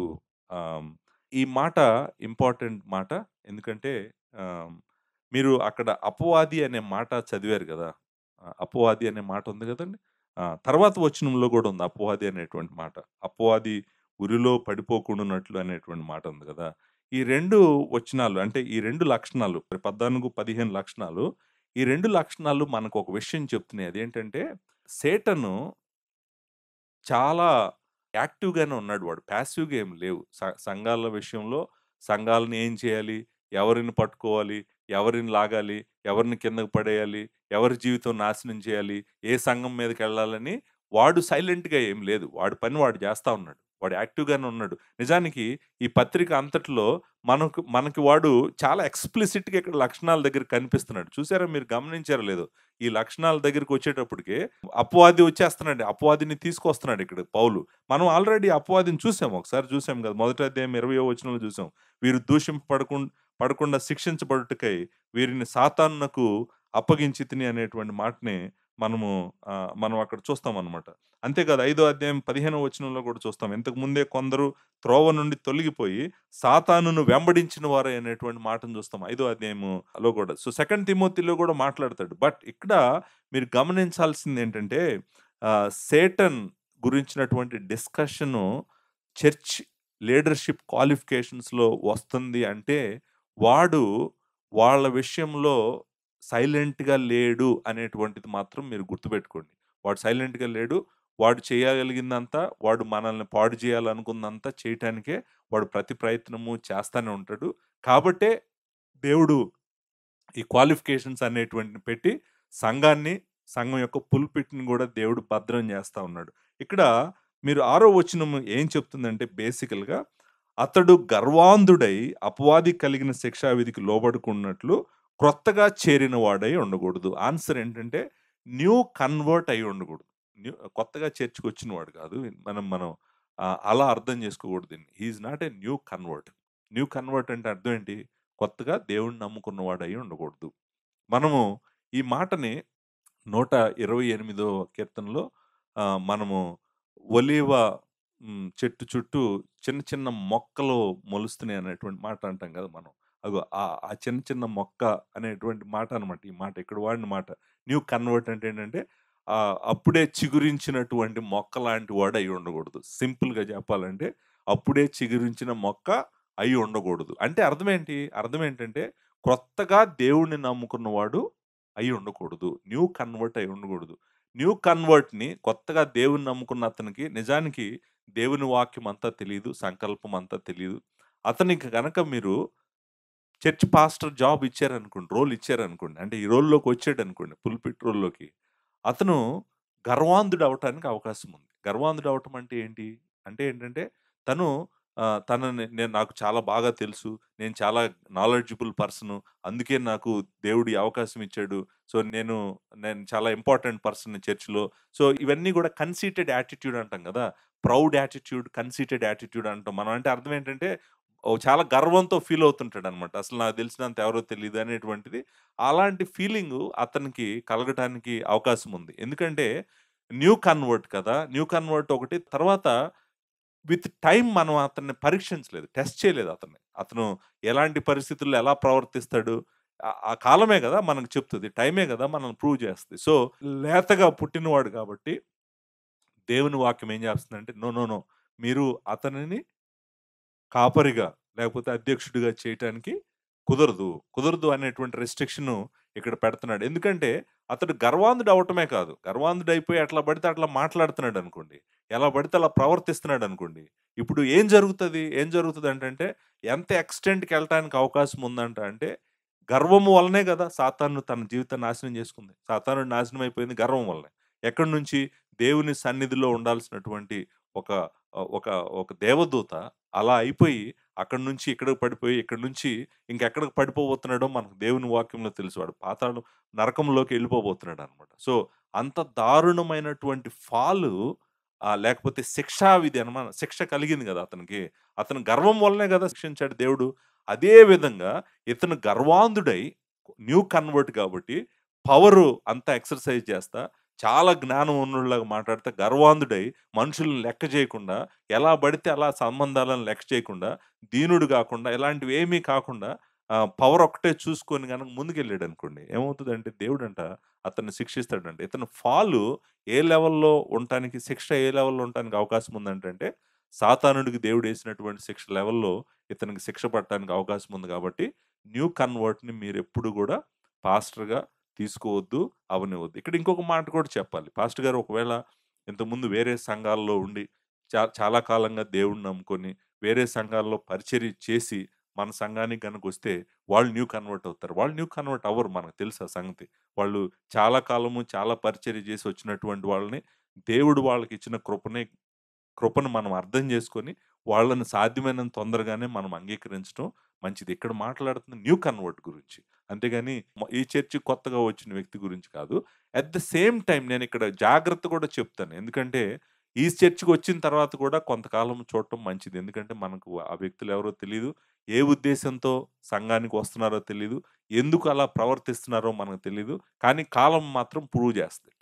దేవుడు ఆహ్, కాలం ప్రూవ్ చేయదు. దేవుడే ప్రూవ్ చేస్తాడు త్రూ టైమ్. ఎందుకంటే ఆ టైంలో నుంచి వాళ్ళు డిఫరెంట్ పరిస్థితుల్లో నుంచి ఎళ్తారు కాబట్టి, వాళ్ళ నిర్ణయాలు, వాళ్ళ ఆలోచనలు అన్నీ మనకు తెలియజేస్తాడు దేవుడు. కాబట్టి నేను అనుకుంటాను ఇక్కడికి న్యూ ప్లేస్‌లోకి వచ్చినా గూడా వెంటనే తొందరగా లీడర్‌షిప్ రోల్‌లోకి తీసుకురాకుండా ఉండటం మంచిదనేటువంటిది నేను నమ్ముతున్నాను. లాస్ట్ పాయింట్ లాస్ట్ పాయింట్‌తో నేను ఆపేస్తాను.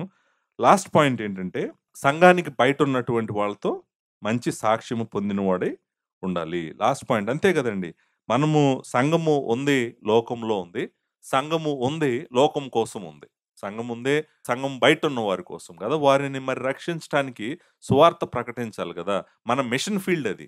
సంఘానికి బయటుందంతా గూడా ఏంటి మనకి?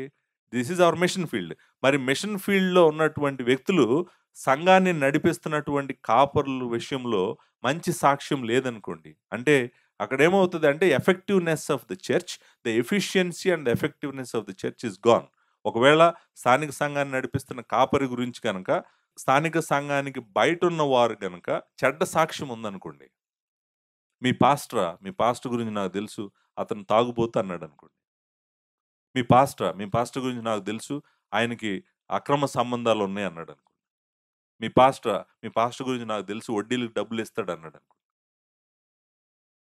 ఏమి అంటే ఇంక అయిపోయింది. ఆ చర్చ్ చెప్పింది, ఆ చర్చ్‌లో వాళ్ళు చెప్పింది ఎవ్వరు వినను గూడా వినరనమాట. అంటే ఎంత ఇంపార్టెంటో చూడండి. స్థానిక సంఘాన్ని నడిపిస్తున్నటువంటి కాపరులకు సంఘంలో మంచి సాక్ష్యం ఉండటం గాదు. ఇంట్లో మంచి సాక్ష్యం ఉండటం గాదు. సంఘంలో మంచి సాక్ష్యం ఉండటం గాదు. సంఘానికి బయట గూడా మంచి సాక్ష్యం వాళ్ళకి ఉండాలి. మంచి సాక్ష్యం కలిగినటువంటి వాళ్ళు. వాళ్ళు కాపరి గురించి వినగానే వెంటనే అనాలి. ఆయన నీతిమంతుడని, పరిశుద్ధుడని, నమ్మకమైన వాడని. అలాంటి సాక్ష్యం గనక సంఘం బయటున్న వారి దగ్గర గనక లేదనుకోండి. చెడ్డ సాక్ష్యం ఉందనుకోండి. ఏం ఏం జరుగుతది? సేటన్ అంట ట్రాప్ పెడతాడంట. అలాంటి వ్యక్తుల కోసం. ఇక్కడ ఆ మాట ఉంది గదండీ! 7వ వచనంలో ఏముంది? అతడు నింద పాలై అపవాది ఊరిలో పడిపోకుండున్నట్లు అనేటువంటి మాట. స్పాటే గదండీ! నిందే గదండీ అది. ఆహ్, నింద పాలై అనే మాట ఉంది గదా! నింద పాలై అంటే ఏంటి చూడండి నేను ఎగ్జాంపుల్ జెప్తాను. మీ పాస్టరే వడ్డీలకిస్తాడు డబ్బులకి అన్నాడనుకోండి. అయిపోయింది. అది నింద గదా! నింద. తర్వాత నిజానికి ఏం జరుగుతుందంటే ఇప్పుడు స్లోగా అపవాది పెట్టినటువంటి ట్రాప్‌లో పడతన్నాడు. ఉరిలో పడతన్నాడు. ట్రాప్ అని తెలుసు కదా! ఉరి అంటే తెలుసు కదా మీకు.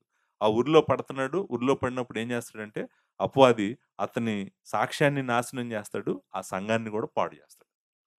పాడు చేయటానికే ట్రాప్ పెట్టాడన్నమాట. కాబట్టి సంఘం బయట ఉన్నటువంటి వారితో కూడా పాస్టర్ గారికి మంచి సాక్ష్యము కలిగి ఉండాలి. చూడండి ఈ ఈ క్వాలిఫికేషన్స్ అన్నీ ఉన్నటువంటి వ్యక్తులు మాత్రమే సంఘానికి పెద్దలుగా ఉండగలరు. కాపరులుగా ఉండగలరు. అధ్యక్షులుగా ఉండగలరు. సో, దేవుడు మనకు అలాంటి కృప మన సంఘానికి ఇస్తూనే ఉండాలని కోరుకుంటున్నాను. మన సంఘము గ్రేస్ లైఫ్ చర్చ్ దేవుడు స్టార్ట్ చేశాడు. ఆయన ఈ సంఘం మీద ఎప్పుడు తన కనుదృష్టి ఉంచి మంచి కాపరులను మనకి ఎంతమంది అవసరమైతే అంతమంది కాపరులను దేవుడు మన సంఘానికి దయచేయాలని, వాళ్లకు ఈ అర్హతలన్నీ గూడా ఆయన కృప ద్వారానే దయచేయాలని నేను కోరుకుంటా ఉన్నాను.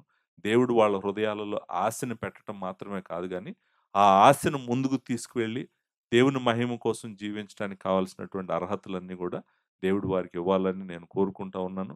మన అందరిలో అంటే ఎవరైతే కాపరులుగా ఉన్నారో అన్నీ ఈ లక్షణాల్లో కొన్ని ఏరియాస్‌లో నేనింకా నేర్చుకోవాల్సిందుంది. నేనింకా ఎదగాల్సిందుంది అనేటువంటిది అనిపించిందనుకోండి. నిజానికి నేను అనుకుంటాను దేవుని దగ్గర మనం ఒప్పుకొని, ప్రభువా నేను అలా ఉండటానికి మీరు నాకు సహాయం చేయండి ప్రభువా అని అడిగి, ఇప్పుడు సంఘాన్ని నడిపిస్తున్న పెద్దలు, కాపరులు కూడా దేవుని కృపను అడిగి, ఇలా ఉండటానికి ప్రతి ప్రయత్నము చేయటం దేవుడికి మహిమ తెస్తదని నేను కోరుకుంటూ మాటలను ముగిస్తున్నాను.